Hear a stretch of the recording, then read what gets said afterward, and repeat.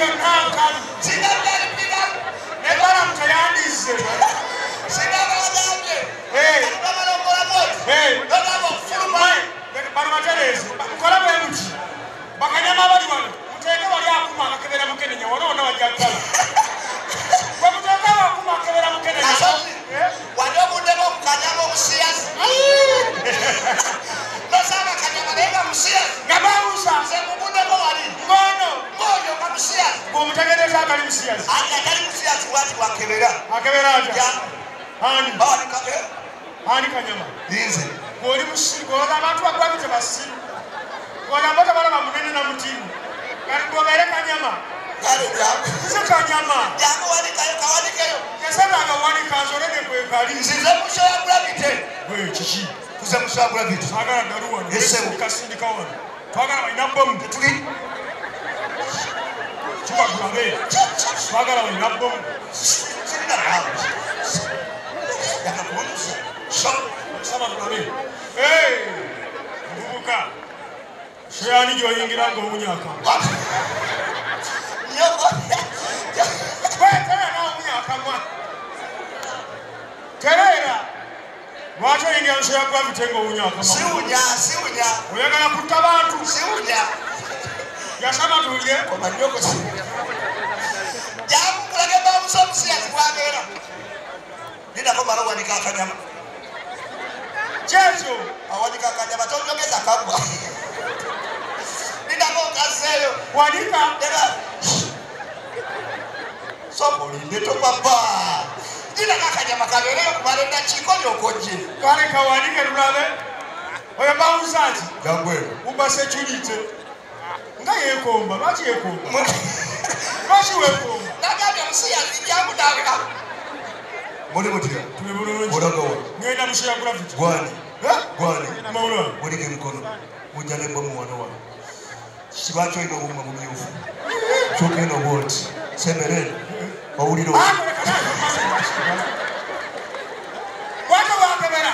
Jangu nange kebera. Omusiyazi annyimidde jangu nange bawusa omusiyazi akebere. Nindako. Ekyakola. Ekyakola. Yesu antaatona alina n'ebisoko. Bijja byakola. Alina ebizigo. Nyoko. Kwejja kujja okoleka emikolo wano gyawe. Jangu gwe kebere itawe. Gwe bawusa. Kiki. Nze saagala genda mu show zammwe mwana. Yazigenda mu Ndiyiza omwaka guno gwonna. Wayitawo yingira naawe. Ndeka nawe saagala. Gwensiyagira awo musiru gwendeka. Kyenda musamba kasisa sadufa mu mafanisimu empologoma y'ennembe. Nsaba mpomesa muno kulina Oluganda. Abalina abajogereko nti nali ku show y'Omutujju. N'omuyanja waza Oluganda. Mumpe engalo ez'amaanyi mpomesa olulimi. Wuliriza kasozi. Oluganda Luganda. Ate luwoomu. Ngenda kubuuza ekibuuzo okidde mu kiyumba naagwa. Nganze omwogezi. Bwe ndadde ewange mukyala wange ajja kukulisaayo agambe weebale gy'otuusaako omumwa. Kuba mba kwogera. Ng'omusomesa bwe bamwebaza gy'atuusaako engalo. Ng'omusambi w'omupiira bwe bamwebaza gy'atuusaako amaki. Ng'era malaaya bwe bamwebaza gy'atuusaako ki.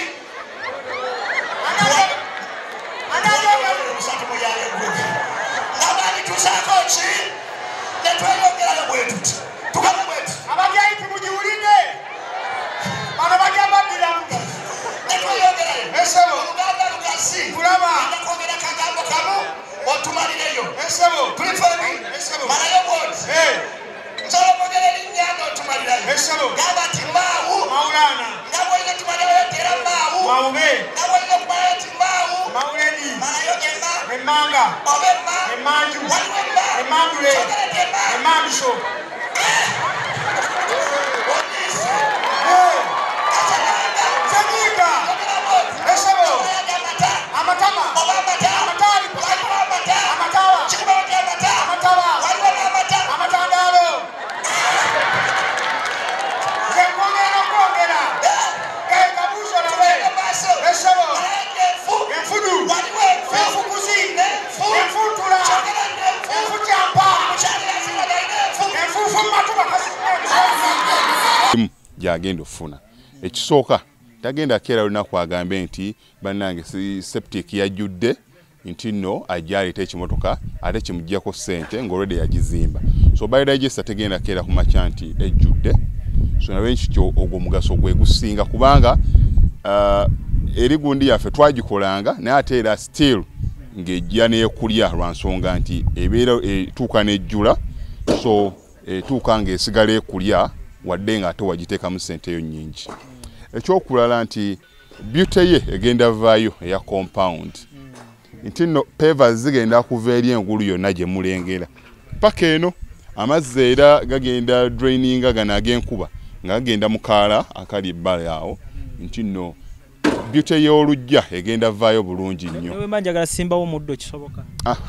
N'oba oyagala simbawo muddo ogwo kubanga kati singa owa kamera waffe akulaga nti nno system ogira nti eri wansi fuuti 2 kweno level kutuyimiridde wansi fuuti nga 2. So omuddo kakube guyina emirandira gitya guba gujja mmera. Yes, bannange tetukolera bagagga bokka ate era tetusijja bayita baavu. Omuntu wa wansi omufuna mpola fenna gye tuggwa nange ndi mufuna mpola.